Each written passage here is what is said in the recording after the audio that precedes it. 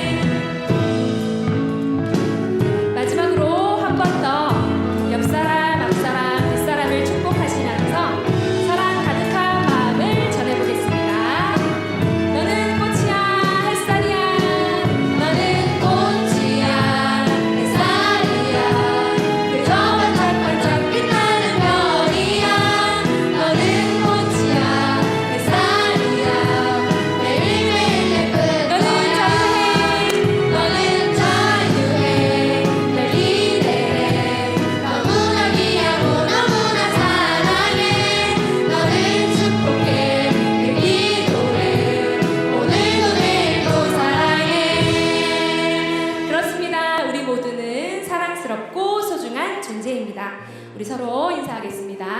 당신은 주님의 꽃입니다. 당신은 반짝반짝 빛나는 별입니다. 네, 서로에게 응원의 박수 보내겠습니다. 느헤미야 8장 10절 하반절 말씀처럼 여호와를 기뻐하는 것이 우리의 힘인 줄 믿습니다. 상황을 뛰어넘어 우리의 삶의 주인 되시는 예수 그리스도 한 분이면 기뻐할 이유가 충분할 줄 믿습니다. 이 시간 가운데 우리의 마음에 기쁨이 넘쳐나기를 바라며 우리의 기쁨 되신 주님을 힘차게 찬양하겠습니다.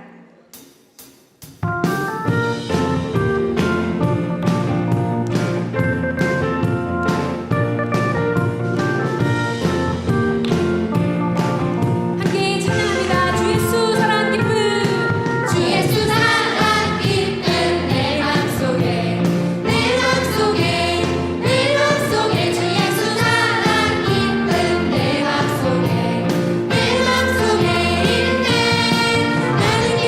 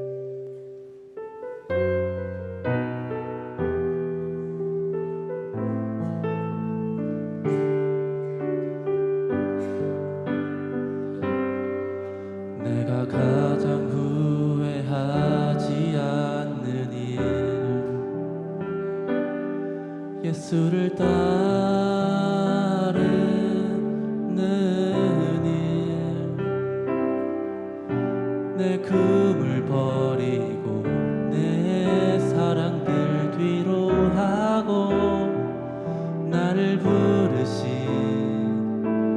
주님과 동행하는 일 나의 평생에 소원하는 일 예수를 닮아 가는 일 굳은 마음 제하시고 사랑을 가르치신 나의 예수님을 사랑하는 일날 부르심에 감사 날 놓지 않으신 감사 하늘 보좌 버리고 날 사랑하심에 감사 나의 모든 삶을 남은 모든 인생을 예수님과 함께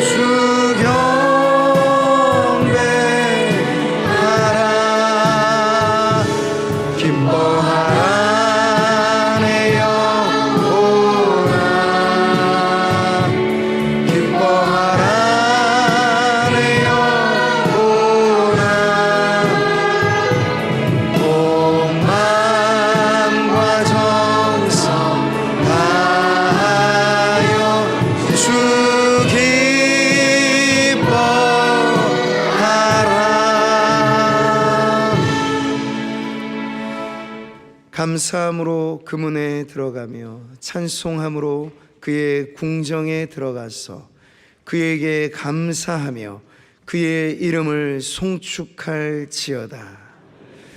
참 좋으신 우리 아버지 하나님, 오늘도 우리 사랑하는 다음 세대 자녀들과 또 온 세대 성도들이 함께 모여 영광의 찬송을 부르며 예배하는 자리로 우리를 부르시니 감사합니다. 이 오후 찬양 예배 시간을 통하여 주님 홀로 영광을 받으시고 여기 모인 모든 성도들에게 한량없는 은혜를 베풀어 주옵소서. 시종을 주님께 의탁드리며 예수님의 이름으로 기도하옵나이다. 아멘.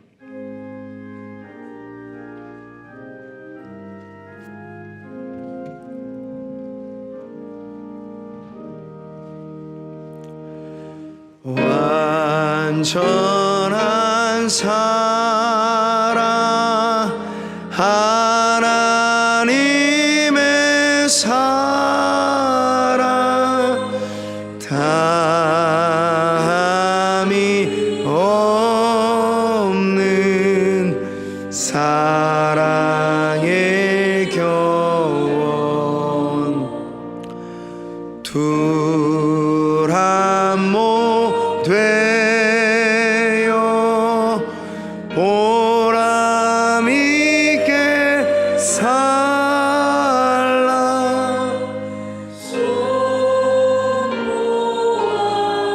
주님 앞에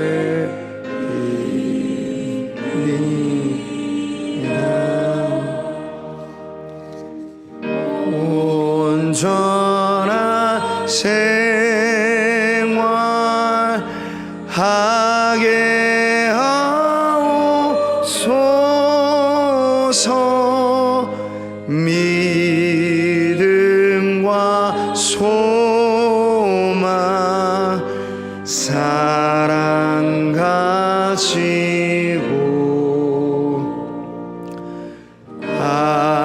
아픔과 죽음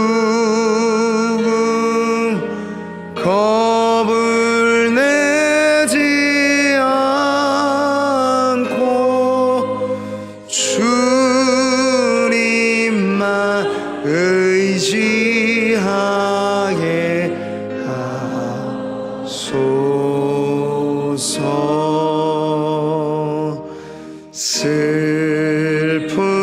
슬픔을 이길 기쁨 주시옵고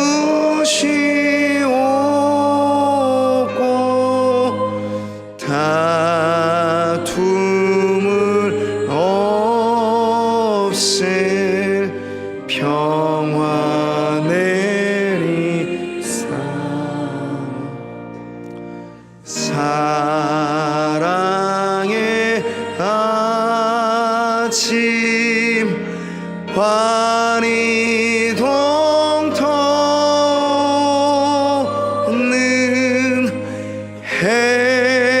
행복한 나날 되게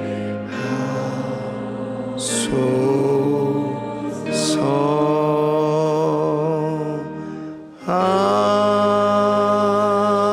아멘.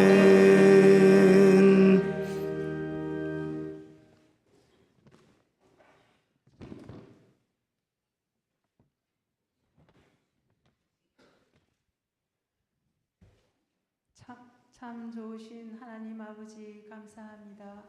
겨울이 지나고 어느덧 봄 기운이 완연해진 3월의 끝자락에 주일 오후 예배로 인도해 주신 은혜를 감사드립니다. 아멘. 모든 성도들이 오후 예배를 사모하며 주님 전에 나와 찬양과 기쁨의 예배가 되기를 소망합니다. 아멘. 이 시간 드려지는 예배 위에 하나님만 영광 받아 주시옵소서. 아멘. 주님, 한 주간도 세상 속에서 살아가면서 하나님 아버지를 잠깐이로 잊고 살지는 않았는지 돌이켜봅니다.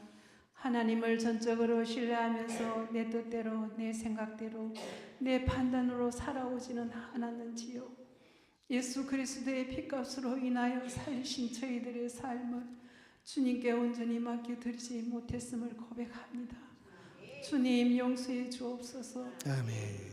교회를 위해 헌신의 본이 되며 귀한 성김의 자리를 굳건히 지켰던 은퇴하시는 장로님들을 축복하여 주옵소서. 아멘. 그동안 많은 눈물과 교회를 사랑하며 걸어오셨던 그 길이 주님의 은혜와 사랑으로 가득 찬 여정이었기에 수고하신 손길을 주님께서 기억하시고 은퇴 후 새로운 삶의 모습으로 여전히 기도의 자리, 헌신의 자리에 계시는 장로님들이 되게 하여 주옵소서. 아멘. 건강과 기쁨으로 충만한 은혜도 더하여 주옵소서. 아멘. 임직을 앞두고 주님의 교회를 섬기는 피태자들에게 거룩한 부르심을 기억하게 하시고 자신의 유익이 아닌 오직 주님과 교회를 위해 충성하는 자들이 되게 하옵소서. 아멘. 죽도록 충성하라. 그리하면 생명의 멸관을 내게 주리라 말씀하셨사오니 충성된 일꾼으로 세워지도록 인도하여 주옵소서. 아멘. 다음 세대와 부모 세대들이 가정에서부터 말씀으로 세워지게 하시고 교회 학교를 통해 하나님을 인격적으로 만나게 하시며 우리의 삶의 주인 되시는 하나님 아버지를 사모하며 자들로 성장시켜 주옵소서. 아멘. 주님, 이 나라를 다스리고 섬기는 지도자를 위해 기도합니다. 지혜는 하나님으로부터 오며 명철은 그의 입에서 나온다 하신 말씀처럼 모든 지도자들이 하나님의 지혜로 바르게 판단하고 정직하며 공의롭게 행하게 하옵소서. 아멘. 그들의 마음이 세상의 욕망과 거짓으로 물들지 않게 하시고 오직 국민을 위해 정의를 외칠 수 있는 자들이 되게 하옵소서. 아멘. 하나님 아버지, 낙도와 세계 열방을 향해 복음을 전하시는 선교사님들 손과 발이 되어 주시고 기쁠 때나 어릴 때마다 간구하는 기도의 소리를 응답하여 주셔서 그곳 그 땅이 주님의 이름을 높이는 곳이 되게 하옵소서. 아멘. 장구한 역사 가운데 구미상목의 담임 목사님으로 조준한 목사님 세워주신 은혜를 감사합니다.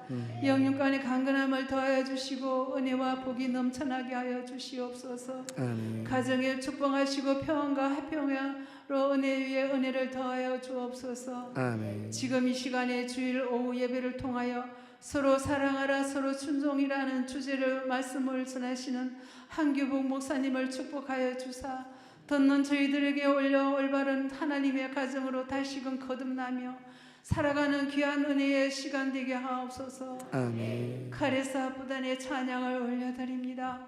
하늘나라에 울려 퍼지는 귀한 찬양이 되게 하시고 저희들에게 온 마음 다해 기쁨으로 예배드리는 찬송이 되게 하옵소서. 아멘. 주일 아침부터 오후까지 귀한 성김의 손길 위에 주님의 사랑과 축복을 더하여 주시며 성김의 참 기쁨이 차고 넘치게 되는 은혜를 주옵소서. 아멘. 저희들의 삶이 더욱더 주님을 닮아가며 교회가 되기를 소망하며 모든 걸음걸음마다 인도하시는 하나님을 의지하며 살아계시고 역사하시는 예수 그리스도의 이름으로 기도드립니다. 아멘.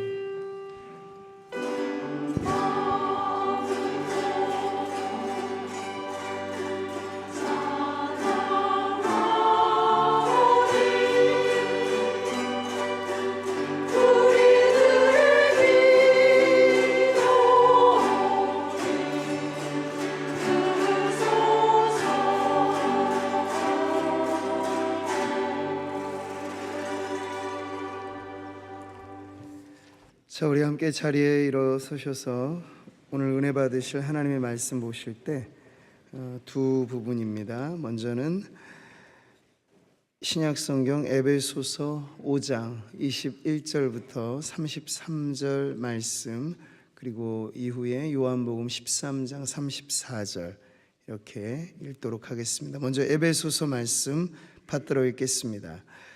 그리스도를 경외함으로 피차 복종하라. 아내들이여 자기 남편에게 복종하기를 주께 하듯 하라. 이는 남편이 아내의 머리됨이 그리스도께서 교회의 머리됨과 같음이니 그가 바로 몸의 구주시니라. 그러므로 교회가 그리스도에게 하듯 아내들도 범사에 자기 남편에게 복종할지니라. 남편들아 아내 사랑하기를 그리스도께서 교회를 사랑하시고 그 교회를 위하여 자신을 주심같이 하라. 이는 곧 물로 씻어 말씀으로 깨끗하게 하사 거룩하게 하시고 자기 앞에 영광스러운 교회로 세우사 티나 주름 잡힌 것이나 이런 것들이 없이 거룩하고 흠이 없게 하려 하심이라. 이와 같이 남편들도 자기 아내 사랑하기를 자기 자신과 같이 할지니 자기 아내를 사랑하는 자는 자기를 사랑하는 것이라. 누구든지 언제나 자기 육체를 미워하지 않고 오직 양육하여 보호하기를 그리스도께서 교회에게 함과 같이 하나니 우리는 그 몸의 지체임이라. 그러므로 사람이 부모를 떠나 그의 아내와 합하여 그 둘이 한 육체가 될지니 이 비밀이 크도다. 나는 그리스도와 교회에 대하여 말하노라. 그러나 너희도 각각 자기 아내 사랑하기를 자신같이 하고 아내도 자기 남편을 존경하라. 아멘. 요한복음 13장 34절 말씀 읽겠습니다. 새 계명을 너희에게 주노니 서로 사랑하라. 내가 너희를 사랑한 것 같이 너희도 서로 사랑하라. 아멘. 우리 카리스 아프단 찬송으로 하나님께 영광 돌리겠습니다.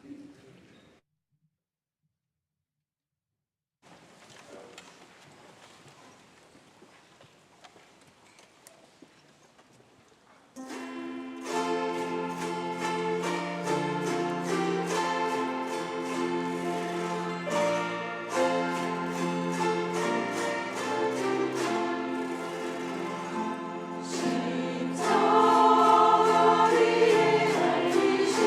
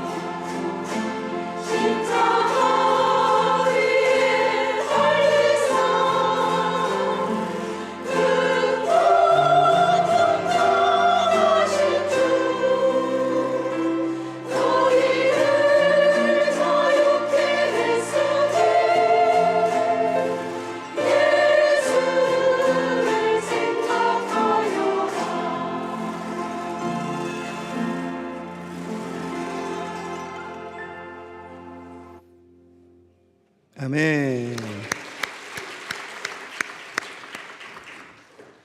자, 우리 오후 찬양 예배에 등록하신 세 가족분 계셔서 소개하는 시간 잠시 갖겠습니다. 우리 스스로 등록해 주셨어요. 여우수와 청년의 연령층인 것 같아요. 우리 이정진 청년. 네, 그다음에 자리에 일어나 주실까요? 하나님께서 보내주신 우리 세 가족입니다. 따뜻한 박수로 맞이하겠습니다. 네, 기도하겠습니다. 하나님 감사합니다. 오늘도 우리가 예배하는 중에 천하보다 귀한 한 생명으로 우리 귀한 새 가족 이렇게 보내주셔서 등록하게 하셨습니다. 우리 상모교회를 통해서 구주 되신 예수 그리스도를 만나고 또 아름다운 신앙의 울타리 안에서 행복한 신앙의 삶 이어가도록 인도해 주옵소서. 오늘도 예배하며 주님 앞에 귀한 예물 구별하여 드리는 손길마다 그 마음에 하늘의 기쁨이 충만하게 하시고 하나님께서 부어주시는 은혜와 그러한 살아계신 하나님의 역사로 우리의 삶이 새로워지도록 복을 내려 주옵소서. 하나님, 오늘 주님의 귀한 말씀을 또 보내주신 강사 목사님 통해서 듣겠습니다. 그 말씀 들을 때 우리에게 큰 은혜와 우리의 삶을 변화시키는 하나님의 능력이 우리 성도의 삶 또 우리의 가정과 우리의 모든 관계 가운데 일어나게 하옵소서. 모든 것 주님께 감사드리오며 예수님의 이름으로 기도하옵나이다. 아멘. 자, 우리 교회 앞에 오늘 장례 광고 먼저 좀 드리겠습니다. 1교구 1마을 상모 8목장에 소속되신 우리 이옥선 은퇴 권사님께서 오늘 소천하셨습니다. 우리 이옥선 은퇴 권사님과 관계되시는 분들, 또 남편 되시는 정방현 집사님, 아들 되시는 정순조 집사님, 며느리 되시는 김양선 권사님, 네, 관계되신 목장과 여러분들 함께 참조하셔서 많은 성도님들 위로 바라겠습니다.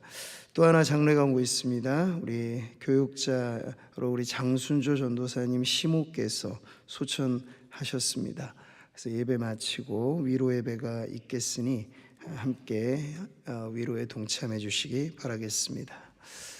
자, 오늘 광고 드린 대로 가정과 부부와 또 우리에게 너무나 중요한 주제로 우리 귀한 강사 목사님 모시고 이 말씀을 듣겠는데요. 우리 황규복 목사님은 두란노 결혼 예비학교 강사로 제가 아까 티타임 하면서 말씀을 들어보니까 목사님 교육받아서 한 수천 명 청년들이 벌써 배출된 것 같아요. 결혼을 그렇게 청년들에게 잘 가르쳐 주셨고 또 CCC에서 전임 간사로도 활동을 하고 계시고 아내 되신 우리 김숙경 사모님이 사랑연구소를 또 전문적으로 이렇게 운영하시는데 그곳에서도 협력해서 귀한 사역을 또 잘 감당하고 계십니다.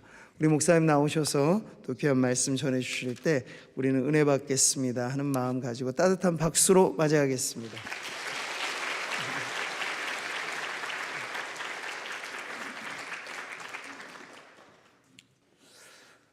네, 반갑습니다. 황규복 목사입니다. 자, 제가 팔이 좀 길어야 되는데 네, 이렇게 좀 하겠습니다. 쭉. 네.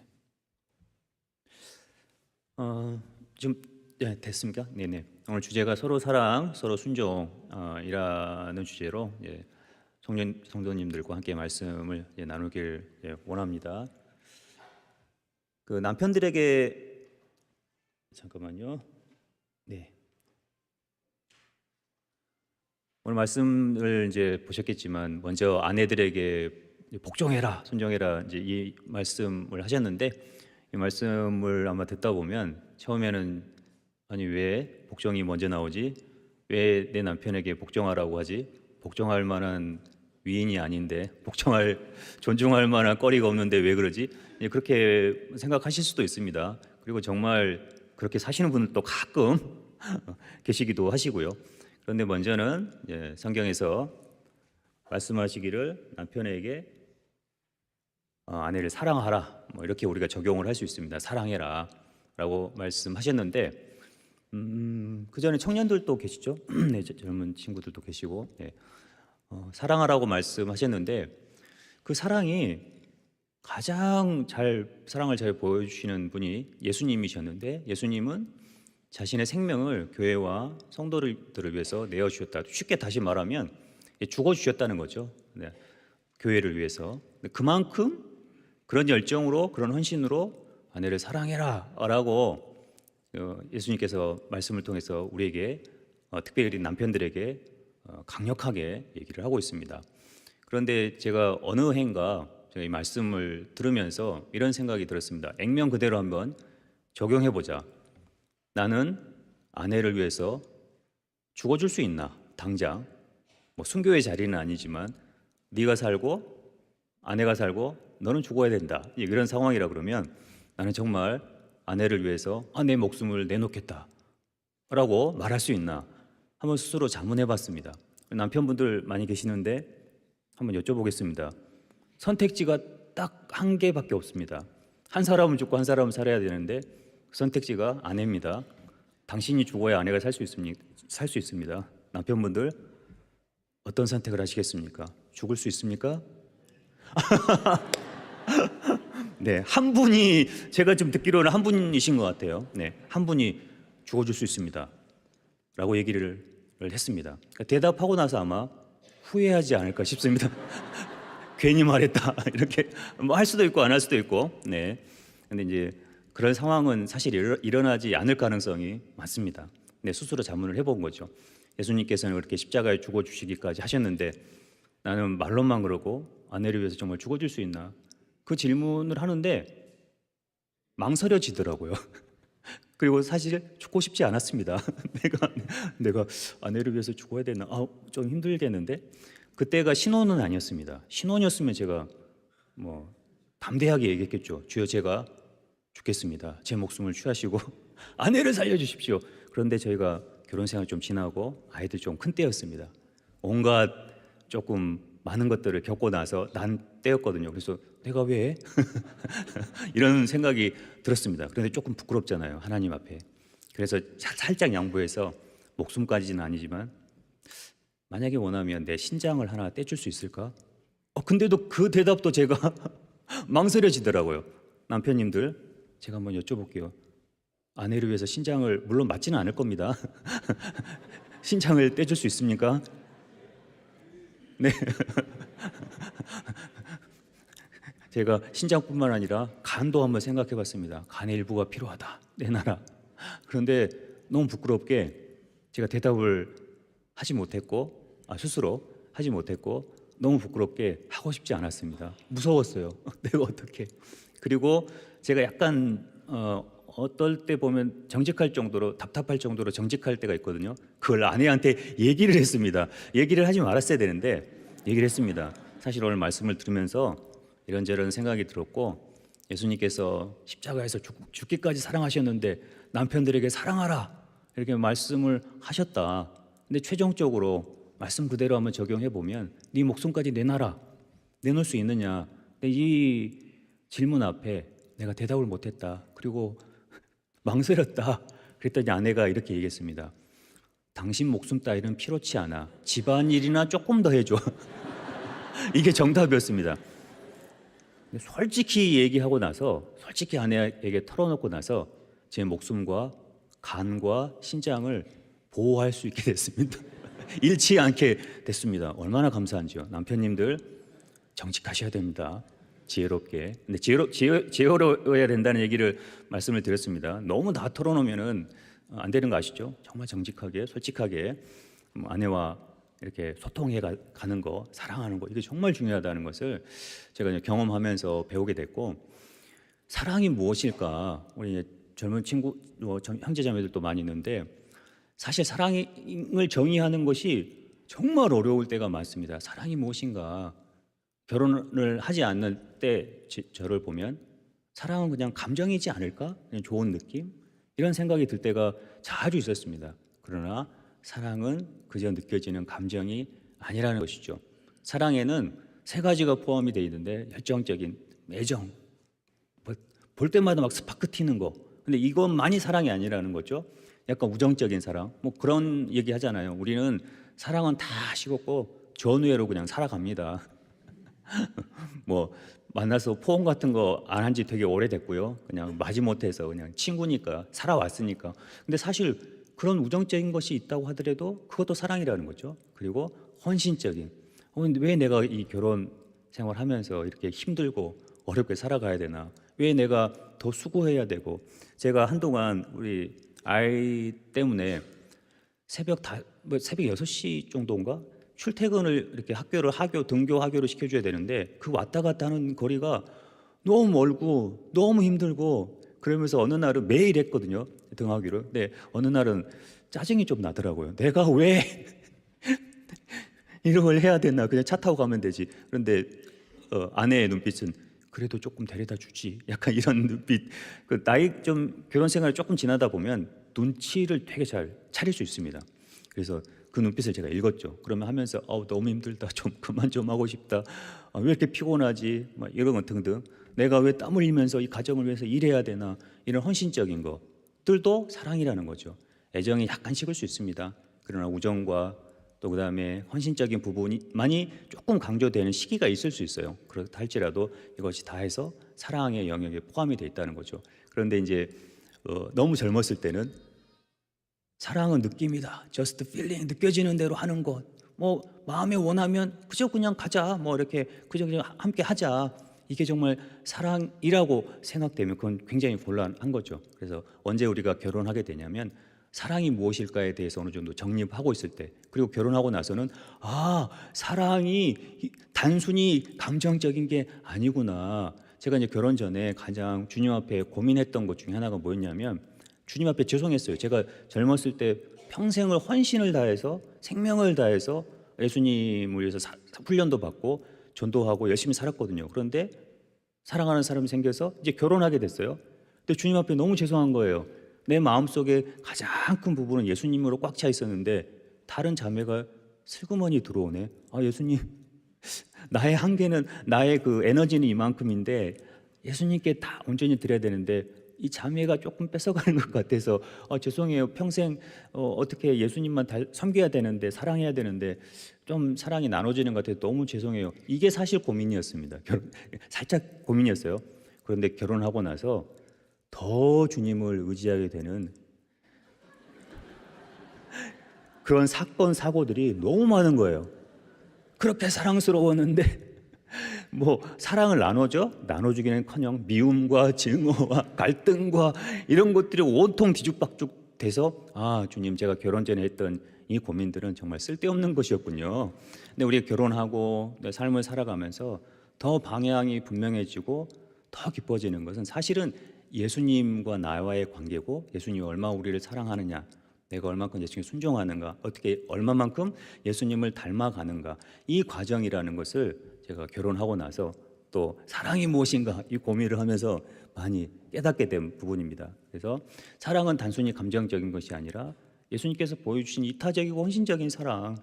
제가 예수님이 제자들을 위해서 아침상 막 해주잖아요. 고기 생선 굽고. 제가 제일 싫어하는 게 요리거든요. 아침부터 일어나서 해주고 누구를 위해서 합니까? 어느 날 아침에 먹고 있는데 이런 생각이 들더라고요. 아내가 이렇게 음식 막 하고 해서 아이들과 같이 먹고 있는데 내가 뭐라고 이런 대접을 받고 있지? 결혼 안 했으면 이런 대접도 사실 섬김도 못 받잖아요. 그런데 아내는 기쁨과 또 사랑과 헌신으로 이렇게 해주는데 내가 뭐라고? 이런 생각이 불현듯 들더라고요. 여러분이 뭐라고? 여러분의 아내가, 여러분의 어머니가 그 누군가가 섬겨주고 막 높여주고 뭐 좀 드세요, 어디 아프지 않으세요, 이렇게 관심 가져주고 그럴까? 그런데 예수님께서 그렇게 이타적이고 헌신적인 사랑을 보이셨다는 거죠. 이 남편들에게 요구하는 사랑하라는 것은 어마어마한 것입니다. 사실 순종에 비하면 순종은 어떻게 작게 느껴질 정도로 사랑하라고 명령하신 것은 너무너무 크고 귀한 거라는 거죠. 남편 여러분, 아내를 사랑하라고 말씀하십니다. 네 생명까지 내어줄 수 있겠느냐라고 지금도 물어보고 계신다는 거죠. 근데 그때 제가 아이들을 위해서는 사실 죽을 수 있겠다는 생각이 들더라고요. 근데 5세 미만까지만, 5세 미만에는 정말 죽겠는데 좀 크면서는 그런 대답이 잘 안 나오더라고요. 사춘기 되면서는 주님 좀 더 생각해 보고요, 위해서 기도는 하겠는데 뭐 이렇게 바뀌긴 합니다. 사랑이든 관계든 무엇이든 다 유동적이고 변화를 겪게 된다는 거. 그런데 또 분명한 것은 더 원숙해지고 깊어져야 된다는 거죠. 부패할 것이냐, 또 그 부패할 것인가, 아니면은 숙성될 것인가. 이 차이, 과정은 똑같지만 그 과정의 끝에는 어떤 것은 썩어서 못 먹게 되기도 하고 어떤 것은 너무 맛있는 것이 되기도 한다는 거죠. 지금 우리는 이런 관계 속에서 부패의 과정으로 가고 있는가, 아니면 숙성의 과정으로 가고 있는가, 이걸 한번 결혼 가정 안에서 잘 돌아보시길 원합니다. 순종하라고 말씀하셨습니다. 그런데 앞에 뭐 있죠? 피차 순종하고 피차 복종이라. 사실 목숨 내놓는 것보다 순종이 어떻게 보면 조금 나을 수도 있어요. 조금 더 편안할 수도 있어요. 그리고 순종은 그리스도를 경외함으로, 아이고 저 인간 그렇지만 내가 주님을 경외하는 마음으로 순종하겠다. 또 서로를 존중하고 섬기는 자발적인 순종. 또 순종은 잘 듣는 거. 그리고 순종은 잘 경청하고 무엇보다 행동에 따르는 거. 저도 이제 중학교 아이들 있다 보니까 잘 듣긴 합니다. 저도 마찬가지였고, 그런데 행동이 안 따르는 경우들이 자주 있습니다. 자주 종종 있어요. 종종 집안에서 다 얘기는 할 수 없지만 다 이제 겪어 보셨던 거기 때문에. 근데 순종이 사실은 어려워요. 왜 그러냐면 우리 마음속에 본성적으로 별로 남의 말 듣고 싶지 않은 그런 생각들이 많은 거예요. 그리고 누군가가 부탁했을 때 아우 귀찮아, 아우 피곤해. 불순종의 그 영역이 아담 때부터 쭉 내려왔기 때문에 어떤 상황에서 내가 몸이 피곤한데, 내가 어려운데, 그러면 별로 순종하고 싶지 않아요. 나하고 생각이 다른데 한번 잘해봐라 이런 생각이 들 수도 있어. 너 잘해봐라. 남편이 정말 고집스럽게 뭔가를 해. 그럼 너 한번 잘 되나 두고 봐라. 나는 노터치 하겠다. 그러실 수도 있어요. 우리 안에 본선적으로 불순종하고 싶은, 그리고 순종하고 싶지 않은, 내 고집대로 좀 살아가고 싶은 그런 마음들이 있다는 거죠. 어떻게 알 수 있냐면 우리 아이들 땡깡 부리는 아이들 많잖아요. 본성적으로 마트에서 뒹굴면서 이거 안 사주면 안 가, 막 그러면서 소리 지르는 아이들, 그 모습들이 다 우리 가운데 있다는 거죠. 그래서 순종도 사실은 명령하셨는데 우리가 늘 연습해야 되고, 내가 정말 싫지만 또 널 수고하고 헌신해야 되는 이제 그런 영역이라는 거죠. 그래서 순종해라 우리에게 말씀하고 있는데 서로 순종해라 이렇게 얘기를 하고 있습니다. 그래서 나는 정말 잘 순종하고 있는가. 서두에도 얘기했지만 내 남편은 존경할 것도 하나도 없고 존경할 위인도 못 되고 하는 것마다 다 망치고 잘 되는 꼴을 본 적도 없고, 그런데 내가 왜 순종해야 되는가. 제 아내가 예전에 그랬습니다. 내가 왜 존중해야 되지 남편을. 제 스스로도 그렇게 인정했습니다. 그래, 나는 그렇게까지 존중할 사람은, 존중받을 사람은 아닌 것 같아 라고 했지만 성경에서 성경 원리로 이렇게 말씀해 주셨잖아요. 순종해라, 그리고 사랑해라. 근데 여기서 또 중요한 거, 사랑을 남편들이 가끔 오해를 합니다. 정말 아내를 사랑한다고 해서 열심히 무언가를 해요. 그런데 아내 마음에는 전혀 와닿지 않아. 그런 것들이 정말 많아요. 나는 아내를 위해서 헌신하며 사랑하며 이렇게 하는데 왜 몰라줄까? 아내들한테 물어보면 바로 압니다. 당신의 남편은 당신을 사랑합니까? 그러면 그렇게 얘기하는 아내들이 종종 있습니다. 아니요, 전혀 느껴지지 않는데요. 자기 좋아서 하는 일들, 그 열심들, 그게 왜 저를 위해서 하는 거죠? 라고 얘기하는 분들이 가끔 있다는 거죠. 근데 남편들에게 물어보면 나는 정말 아내를 위해서 최선을 다하고 열심히 일하고 사랑해서 그렇죠. 나는 100점짜리 남편입니다. 이렇게 얘기하시는 분들이 많아요. 남자들이 스스로 좀 오해를 많이 하는 경향이 있어요. 거울 보면서 난 너무 잘생겼다, 이 정도면 괜찮지, 이런 분들이 거의 90% 이상이에요. 너무 되게 많은데 나 같은 남편이 어디 있겠어. 가정을 위해서 헌신하고 너무 사랑하고. 그런데 아내들한테 물어봤을 때는 아니요, 전혀 전달되지 않는데요, 지 고집대로 사는데요, 이렇게 말하는 분들도 꽤 많다는 거죠. 그냥 물어보셔야 됩니다. 사랑이 전달이 돼야 되는데, 그래서 사랑의 5가지 언어도 있잖아요. 뭔가 봉사를 해줬을 때 사랑을 느낀다든가, 스킨십을 했을 때 사랑을 느낀다든가, 선물을 줬을 때 느낀다든가, 좀 어떨 때는 마음 편하게 좀 해줬을 때 느낀다든가. 다른 거 필요 없고 사랑을 다른 말로 하면 존중입니다. 날 존중해주고 어디 가서 반말하지 않고 야 얼른 와 먹어 치워. 자기도 모르게 남편들이 이렇게 하면 전혀 사랑을 느끼지 못한다는 거죠. 남편들은 사랑해서 열심히 뭔가를 하지만 사랑해서 어떤 남편이 그렇더라고요. 열심히 집안 아내를 위해서, 집안을 위해서 청소를 열심히 했대요. 그런데 그 아내는 정말 마음 가운데 조금도 날 사랑해서 하는 행동이라고 느껴지지 않았다고 합니다. 왜 그러냐면 그 아내의 가장 큰 필요는 청소가 아니라 널브러져 있는 아이 3-4명의 그 수많은 빨래 더미, 이런 것들만 보면 너무 스트레스가 쌓이는 거예요. 이걸 해줬으면 좋겠다. 이걸 잘해줬으면 내가 사랑이라고 느껴지겠다 라는 건데, 남편은 힘과 열정과 열심을 다해서 뭔가를 하지만 핀트가 너무 안 맞는다는 거죠. 그래서 남편 여러분, 오늘 가서 물어보세요. 아내들에게 내가 어떻게 해줄까? 오늘 마음은 좀 어때? 근데 제가 연습 막 해보고 하거든요. 기분이 어때? 마음이 어때? 근데 사실 저도 조금 어색한 면이 있고, 이게 너무 어색해. 남편들이 안 하다 보면 여보 좀 힘들지? 마음이 어때? 이게 노력을 하고 열심히 자주 좀 말을 해봐야 그나마 자연스럽게 나온다는 거죠. 아내가 하도 답답해서 저에게 이렇게 시켰어요. 여보 마음이 어때? 한번 따라해봐. 계속 해봐. 근데 제가 AI처럼 여보 마음은 어때? 괜찮아?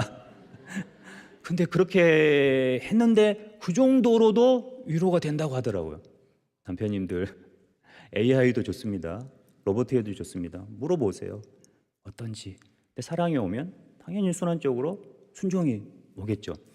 그래서 사랑과 순종을 가장 잘 연습할 수 있는 곳, 훈련할 수 있는 곳이 가정이고 부부입니다. 이 결혼의 관계를 통해서 저도 그렇지만 결혼 관계를 통해서 예수님의 사랑을 더 깊이 묵상하게 되고 더 이해하게 되고, 예수님의 헌신과 사랑이 정말 한두 번 내뱉는 이 말의 차원을 훨씬 뛰어넘는다는 것을 가정생활을 통해서 정말 많이 절감했습니다. 그러면서 어느 날은 무릎 꿇고 예수님 이렇게까지 사랑하셨군요. 이렇게까지 우리를 위해서 기다려 주셨군요. 이렇게까지 우리를 위해서 헌신해 주셨군요. 이런 것들이 고백이 안 나올 수가 없습니다. 그것을 이 결혼 관계 안에 심어 주셨다는 것이죠. 결혼을, 그래서 뭐가 결혼이냐? 쉽게 얘기하면 사람이 그 부모를 떠나 그 아내와 합하여 그 둘이 한 육체가 된다. 이게 이제 결혼의 의미인데, 하나가 된다. 하나됨. 이건 성경의 언어를 보면 굉장히 강력한 풀로 딱 붙이는 겁니다. 예를 들면 우리가 종이와 종이를 굉장히 강력한 풀로 딱 붙이잖아요. 한 번 붙은 것은 떼질 수가 없습니다. 근데 정말 힘을 들여서 떼잖아요. 찢어집니다. 이만큼 강력하게 연합된 관계를 하나됨의 관계다. 부부의 하나됨이다. 이걸 결혼이다라고 말씀을 하십니다. 그런데 이제 우리가 결혼에 대해서 환상을 많이 갖고 있습니다. 환상이 많을수록 현재의 결혼은 고통스럽기가 짝이 없습니다. 내가 기대했던 게 이건데, 어떤 테스트를 해봤어요. 근데 그 테스트를 해봤는데 결혼의 환상이 많을수록 현재의 결혼에 만족하지 못할 가능성들이 되게 높아진다는 거죠. 근데 결혼의 현실적인 모습을 많이 볼수록 결혼의 만족도가 더 높아진다는 거죠. 근데 어떤 결혼의 오해, 기대, 환상이 있는가 이제 봤더니 뭐 이런 것들이 있습니다. 둘은 하나 됐어. 나는 소실이 됐어. 나는 아무것도 이제 나는 나를 주장할 수 없어. 무조건 남편이나 아내에게 맞춰줘야 돼. 그게 내 결혼의 의미야라고 오해하시는 분들이 있어요. 그래서 상담 이렇게 배우러 대학원 같은데 가잖아요. 그러면은 50대, 60대 되시는 중년 여성분들이 정말 많이 오세요. 그러면서 목표가 하나예요. 나를 찾아서 내가 누구인지 알고 싶어요. 그러면서 되게 많이 오셔서 공부하시고 우시고 또 자기 자신을 또 위로하시고 격려하시고, 내 삶을 돌아봤을 때 남편을 위해서 헌신했지, 아내를 위해서 헌신했지, 남편을 위해서 헌신했지, 자식을 위해서 헌신했지, 내 자신을 돌볼 수 있는 여력이 하나도 없었어요. 그러면서 그러게 정말 결혼인 줄 알았다. 결혼하면서 나는 소실되고 없어지는 건가, 이런 오해가 있다는 거죠. 근데 정말 건강한 결혼은 하나님이 각자에게 주신 달란트들이 계속해서 빛날 수 있도록, 계속해서 빛나갈 수 있도록 이 하는 것이 정말 올바른 결혼이라는 거죠. 둘이지만 하나고 하나이지만 둘인, 내가 없어지는 것이 아니라. 그래서 오늘 한번 아내나 남편에게 물어보세요. 당신의 꿈은 무엇인가? 꿈이 다 없진 않거든요. 물론 수정되는 경우가 있을 수 있지만, 그래서 계속해서 뭔가 같이 주님 안에서 좀 성장해가는 그런 이제 축복이 있어야 된다는 거죠. 그리고 결혼에 대한 오해, 사실 결혼이 쉬우려면, 결혼이 그냥 무던하게 지나가려면 이 생각을 먼저 갖고 있는 게 좋습니다. 결혼은 힘들어. 힘들 수도 있어. 마냥 좋지만은 않을 거야. 어려움도 있을 수 있을 거야. 이걸 직면하게 되는 거. 직면할 때 우리의 결혼이 무난무난하면서도 주님 앞에서 행복해 갈 수 있다는 거죠. 근데 제가 결혼 주례 때 그 주례하시는 목사님께서 26년 전인데 우리를 너무 사랑하셔가지고 또 마침 또 그때 그 뒷타임이 없었어요. 그래서 마음대로 시간을 써도 되는 시간이었어요. 그런 때였어요. 그런데 목사님이 결혼식 주례 다른 순서를 신경 안 쓰고 말씀만 주례만 40분을 하시더라고요. 이 앞에서 저 있고 아내 있고 하는데 준비할 게 너무 많아서 힘들었어요. 몸도 힘든데 딱 40분 동안 주례를 듣고 있는데 혼절할 뻔했어요. 혼절할 뻔했어요. 너무 힘들어가지고 눈이 막 뒤집히면서 그렇게까지 주례를 들었는데 다른 말들은 다 잊어버렸어요. 다 잊어버렸는데 거의 다 잊어버렸는데 딱 하나 분명하게 기억 남는 게 있습니다. 결혼은 행복하기 위해서 하는 거야. 행복하기 위해서 하는 겁니다. 행복을 누리십시오. 물론 다른 말도 하셨겠지만 제가 다 잊어버리고 그 말만 딱 붙잡고 있었습니다. 근데 결혼하고 나서 현실에 직면해야 됐었어요. 결혼 행복해야 되는데 왜 힘들지? 왜 가장 천사 같은 아내랑 결혼했는데 이 아내가 미울까? 싫을까? 왜 내 마음을 몰라줄까? 또 아내도 마찬가지겠죠. 남편 때문에 울고. 우리 아내분들 남편 때문에 운 적 있습니까? 화나서 소리 지른 적 있으세요? 다른 성도님들 못 듣게 이렇게 소리 지르고 막 이불 뒤집어 쓰고 막 소리 막 고함 지르고 그런 적 있으세요? 남편 때문에? 없죠? 네. 왜냐하면 너무 많이 오픈하면 안 됩니다. 그냥 혼자 푹 아니면 몇 사람만 알 수 있도록. 근데 행복하지 않는구나. 근데 그걸 받아들이는데 조금 고통스럽더라고요. 나 결혼 행복하려고 했는데 왜 행복하지 않을 때가 있을까? 근데 물론 이게 고비입니다. 이걸 딱 지나고 나면 다시 또 행복이 찾아옵니다. 그래서 결혼이 정말 신묘막측한 부분이 뭐냐 그러면 정말 미웠던 사람하고 다시 용서를 해야 돼요. 다시 화해하고 정말 미웠던 사람하고 다시 손잡고 다시 안아줘야 돼요. 이것처럼 힘든 게 어디 있겠습니까? 그냥 일상생활이면 미운 사람이면 안 보죠. 아니 됐어 끝. 근데 결혼은 아무리 싫어도 다시 화해 자리로 나가야 되고 다시 말을 섞어야 되고 다시 아이들을 위해서 얘기를 해야 되고 다시 잘 차려입고 주일날 아침에 심하게 싸웠어도 같이 교회를 가야 되는 겁니다. 이게 이제 결혼인데 항상 행복하지 않다. 거룩을 위해서 하는 것이 결혼이고 주님을 닮아가는 것이 결혼이구나 라고 우리의 생각과 기대를 조금 바꿀 때 결혼이 순탄하고 감사하고 정말 행복이 무엇인지 알아가게 된다는 거죠. 용서도 마찬가지고 또 신앙적 선입견을 가질 수 있습니다. 예를 들면은 제가 결혼 전에 아내들은 남편에게 순종하라, 복종하라. 그때는 복종이었어요. 아예 복종으로 썼어요. 이 말을 듣고 나서 기분이 너무 좋더라고요. 드디어 나에게 이런 위치를 주셨구나. 드디어 내 한마디면 모든 가정 구성원들이 조용하고 따라주고 그렇게 생각했는데 지나면서 알게 됐어요. 이게 너무 신앙적인 선입견이었구나. 그리고 아이들에게도 마찬가지입니다. 정말 깜짝 놀랐던 것이 정말 이런 마인드를 가지고 아이들 양육하는 분을 제가 정말 봤어요. 나는 이 집의 가장이야. 너희들은 내 말을 들어야 돼. 순종해야 돼. 성경의 말씀이야. 말씀하시면서 성경에서 말씀하셨기 때문에 나는 너희들을 이렇게 키워야 돼. 하시는 가장을 정말 본 적이 있습니다. 이게 정말 신앙적인 선입견인지 정말 순종의 마음인 정말 성경에서 말하는 순종을 요구하는 건지 가장의 권위인지 남편의 권위이고 역할인지 한번 돌아보셨으면 좋겠습니다. 그럼 어떻게 순종과 사랑을 온전하게 이룰 수 있을까? 서로 사랑하고 서로 순종하는 겁니다. 온전한 순종 없이 어떻게 사랑이 있을 수 있겠습니까? 사랑하는데 순종하고 싶은 마음이 없어. 아내가 어떤 이런저런 얘기를 했을 때 때로는 아내의 결정에 따라줘야 될 때가 있습니다. 내 마음이 너무 맞지 않아. 그래도 내 걸 내려놓고 순종해 줄 수 있는 그런 마음의 태도가 있어야 되는 거죠. 저도 이제 아이들이 다 대학교 졸업하고 지금 대학생이고 하다 보니까 때로는 제가 가장 고통스러웠던 것 중에 하나가 아이들의 생각과 저의 생각이 완전히 다를 때가 있었습니다. 내 생각에는 아이들이 이렇게 진로를 결정하고 나갔으면 좋겠는데 제가 봤을 때는 너무 말도 안 되는 그런 방향으로 꿈을 꾸고 계획하고 있는 우리 중고등학교 때 우리 아이들을 보면서 너무 괴롭고 너무 힘들고 막 우기고 싶었어요. 막 끌어당기고 싶었어요.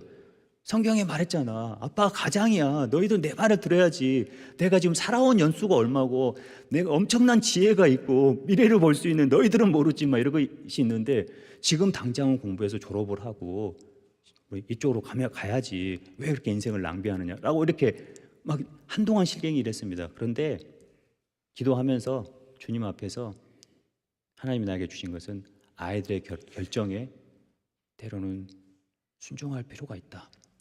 아이들의 결정을 지지해주고 기다려줘야 되는 것이 부모의 역할이다. 정말 순종하는 마음으로 제자들의 발을 씻어주는 마음으로 내 마음은 정말 원치는 않지만 계속 불편하지만 따라주고 인정해주고 또 지지해주고 했었던 그런 경험들이 있습니다. 물론 바로바로 끝나진 않고 되게 오랫동안 1년, 2년, 3년 굉장히 긴 시간 동안 그걸 지켜봐야 되는 힘든 것도 있습니다. 근데 결과적으로는 아이들이 주님 앞에서 기도하고 찾아가는 그 비전과 발걸음이 옳더라고요. 더 축복이더라고요. 우리에게 주신 달란트, 꿈, 비전, 아이들에게 주신 거 다 똑같이 않을 때가 많다는 거죠. 어른들이 봤을 때는 되게 조금은 우스꽝스럽고 현실성이 없어 보이지만 그걸 지지해주고 격려해주고 주님 앞에 순종하는 마음으로 아이들을 응원해주는 것이 이 부모의 역할이라는 것을 경험적으로 알게 되었습니다. 그래서 서로 사랑한다. 그래, 오늘부터 나는 우리 부부는 서로 사랑한다. 그리고 서로 순종한다. 내 걸 너무 고집하지 않겠다. 우리 집에서 반드시 분명하게 내가 말했잖아. 다 내 말을 따라야 돼. 이런 말들이 많잖아요. 그럼 죄송한데 건강하지 않는 가정일 수도 있어요. 좀 들어봐주고 의견이 좀 모아지고 좀 왔다 갔다 하면서 합의점을 찾아가고 이것이 활기 있고 건강한 가정이라는 거죠. 아빠 말이 우리 집에는 곧 법이야. 문제가 있는 가정일 수 있습니다. 엄마 말이 곧 법이야. 진짜 엄마 말이 곧 법인 집도 있어요, 가끔. 근데 너무 이렇게 한쪽에 반드시 다 따라야 돼. 이렇게 되면 굉장히 아이들이 고통받고 또 배우자가 고통받을 수 있다는 거, 받게 된다는 거죠. 그래서 오늘부터 나는 서로 사랑이다. 서로 사랑함으로 진짜 성경에서 말씀하신 남편에게 주신 사랑을 이루겠다. 또 서로 순종함으로 사랑이 없는 순종이 있겠습니까? 반드시 사랑이 바탕이 된 순종이 온전한 순종이죠.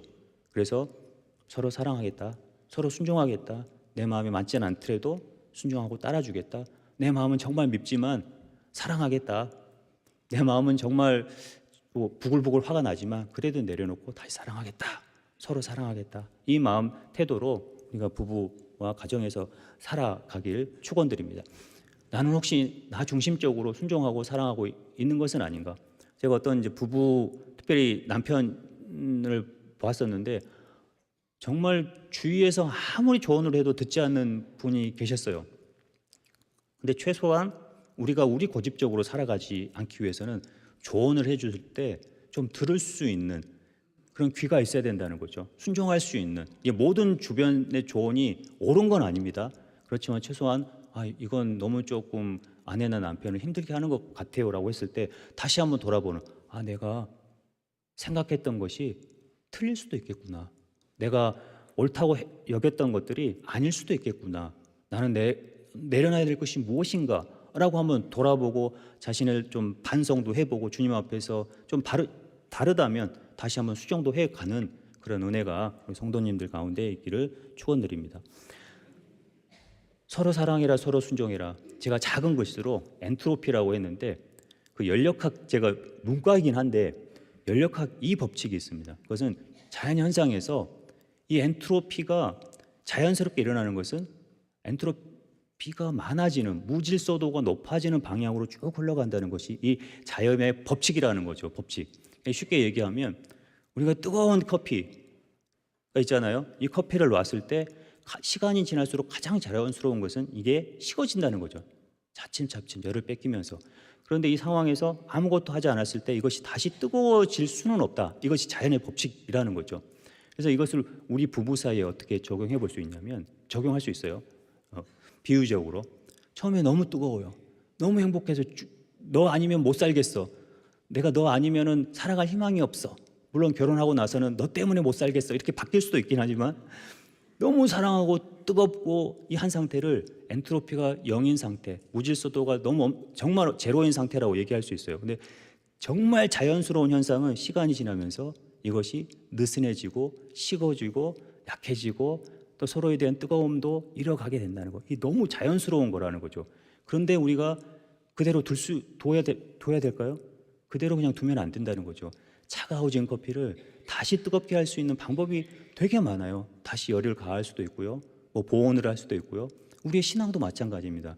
처음에 첫사랑 너무 뜨겁잖아요. 시간이 지나면서 너무 자연스럽게 옅어지고 예수님에 대한 생각도 좀 희미해지고 너무 자연스럽다는 거죠. 그럴 때 우리가 주님 앞에 부흥회도 가시고 기도도 하면서 자극을 주게 되면 다시 이제 회복되고 다시 뜨거워진다는 거죠. 부부 관계도 마찬가지라는 것입니다. 처음에는 되게 뜨겁고 사랑스럽지만 너무 자연스럽게 서로 갈등과 어려움이 쌓이다 보면 서로가 소원해져요. 내 아내가 있었던가? 내 남편이 집에 있었던가를 잊어버릴 정도로 너무 바쁘게 살다 보면, 정신없이 살다 보면 있는데, 이 약해진, 이 미지근해진 이 커피잔과 같은 우리 부부의 사랑과 부부의 애정과 애틋함을 다시 자극할 수 있는 정말 많은 길들이 있습니다. 오늘처럼 뭐 특강을 듣는다든가 설교 말씀을 듣는다든가 다시 주님 앞에 와서 제가 이 여인을 사랑하겠습니다, 평생 사랑하겠습니다 헌신할 수 있는 기회를 갖는다든가, 사람은 또 우리 성도들은 말한 대로 고백한 대로 우리의 삶이 바뀌게 되는 것을 봅니다. 사랑한다는 말을 최근에 언제 해보셨는지, 당신이 너무 소중해 라는 말을 최근에 언제 해보셨는지, 이것이 바로 식어진 커피잔에 다시 열을 가하는 거라는 거죠. 부부 관계를 다시 뜨겁게 하는 기회라는 거죠. 이런 것들을 많이 좀 가지면서 정말 서로 사랑하고 서로 순종해 가는 저희 성도님들, 우리 부부들, 또 자녀와의 관계가 되기를 축원드리고요. 사실 더 중요한 것은 이런 것들 통해서 우리가 예수님과 더 가까워지는, 우리 신랑 되신 예수님과 나와의 식어진 관계가 무엇인지 이렇게까지 적용해 가면서 살아가는 것이 성도의 본질적인 모습일 겁니다. 기도하고 마치도록 하겠습니다.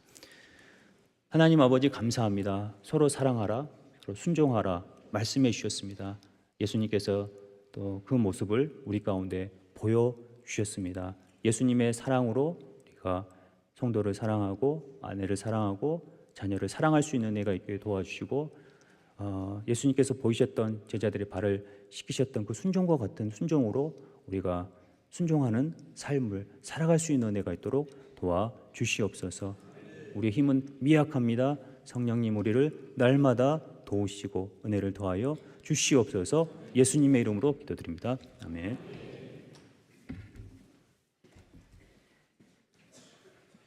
자, 우리 귀한 말씀 전해주신 목사님께 감사의 박수 한번 보내주시고요. 부부 단위로 앉아 계신 분들도 계시지만 많은 분들이 또 댁에 들어가셔서 남편, 아내 이렇게 만나실 거잖아요. 그래서 오늘 배우신 것 꼭 한 가지는 복습 차원에서 숙제를 좀 하시기 바랍니다. 근데 하실 때 잘 하셔야 돼요. 당신 없으면 못 살겠어라고 하셔야 돼요. 당신 때문에 못 살겠어라고 적용하시면 안 되고, 그렇게 사랑의 언어로 확인시켜주고 아름다운 부부의 관계 또 가정을 행복하게 이루어 가시기를 축복합니다. 축도 전에 광고 말씀드리면요, 오늘은 오후 찬양 예배 후에 바로 이 자리에서 원로 장로 추대를 위한 공동의회로 우리가 모임을 계속 갖겠으니 그렇게 바쁘시지 않은 성도님들은 예배 후에 그 자리에 그대로 앉아 계시면 공동의회를 바로 이어서 갖도록 하겠고요. 오늘까지 해서 우리 피택 중직자분들 교육이 이제 마무리가 됩니다. 오랜 시간 봉사도 하시고 교육도 받으셨는데, 오늘 개론적인 얘기는 사실은 주일 지금 설교 시간에 들으신 것이고, 우리 피택 중직자들만의 모임에서는 더 알차고 아주 세부적인 그러한 내용들로 강의를 해 주실 텐데요. 마찬가지로 공동의회 이후에 교육이 시작되니 모두 함께 동참해 주시기 바라겠습니다. 자, 우리 축도로 오늘 오후 찬양 예배 마치겠습니다. 이제는 부부의 관계 그리고 가정의 관계를 온전히 하나 되게 하시고자 우리를 위하여 십자가 지신 예수 그리스도의 은혜와 하나님 아버지의 다함없는 사랑과 그리고 우리를 하나 되게 하시는 성령님의 교통하심이 오늘 말씀을 듣고 서로 사랑하며 하나됨을 이루어 살아가리라 결단하는 우리 모든 성도들 머리 위에 이제로부터 영원토록 함께 있을지어다. 아멘.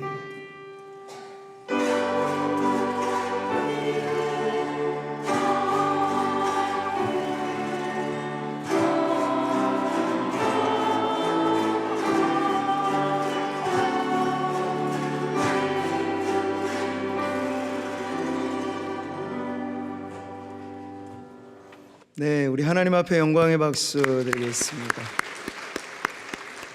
우리 잠시 좀 정리하는 시간 잠시 갖고요. 바로 찬송 부르면서 공동의회 시작하도록 하겠습니다. 우리 소개자님 누구?